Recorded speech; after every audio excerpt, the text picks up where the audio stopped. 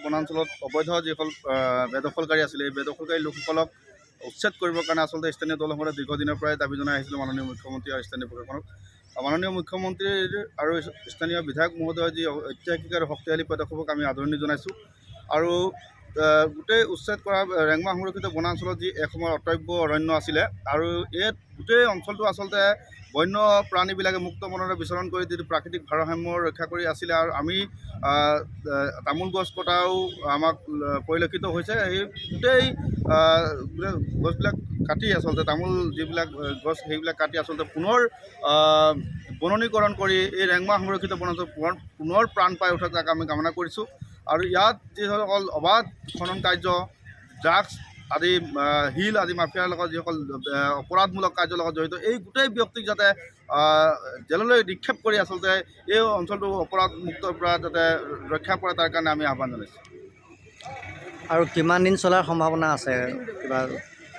আৰু খুব 2-এটা দিনৰ ভিতৰতে উচ্ছেদ কাৰ্য সমাপন হ'ব। প্ৰশাসনেও খুব ক্ষিপ্ৰ গতিত আচলতে উচ্ছেদ কাৰ্য সম্পন্ন কৰিছে। আমিও আশা কৰিছোঁ যে শান্তিপূৰ্ণভাৱে উচ্ছেদ কাৰ্য সম্পন্ন হওক, কোনো অভাৱনীয় পৰিৱেশৰ সৃষ্টি নহওক তাৰ কাৰণে আমি প্ৰশাসনক সষ্টম হৈ থাকিবৰ কাৰণে আহ্বান জনাইছোঁ। বনাঞ্চলত অবৈধ যিসকল বেদখলকাৰী আছিলে এই বেদখলকাৰী লোকসকলক উচ্ছেদ কৰিবৰ কাৰণে আচলতে স্থানীয় দলসমূহে দীৰ্ঘদিনৰ পৰাই দাবী জনাই আহিছিলোঁ মাননীয় মুখ্যমন্ত্ৰী আৰু স্থানীয় প্ৰশাসনক।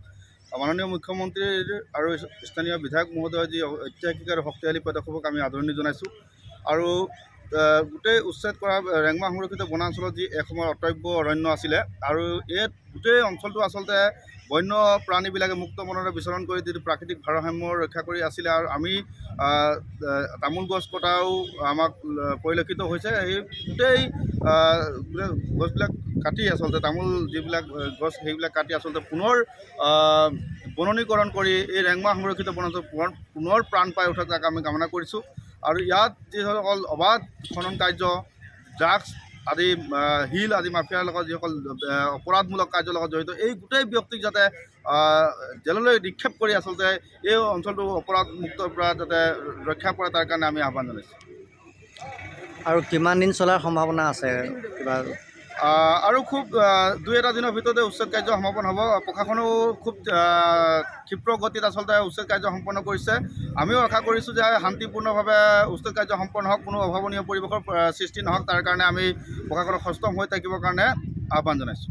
যিকোনো খবৰৰ বাবে যোগাযোগ কৰক 7099017330 লগতে 7099017110 নম্বৰত।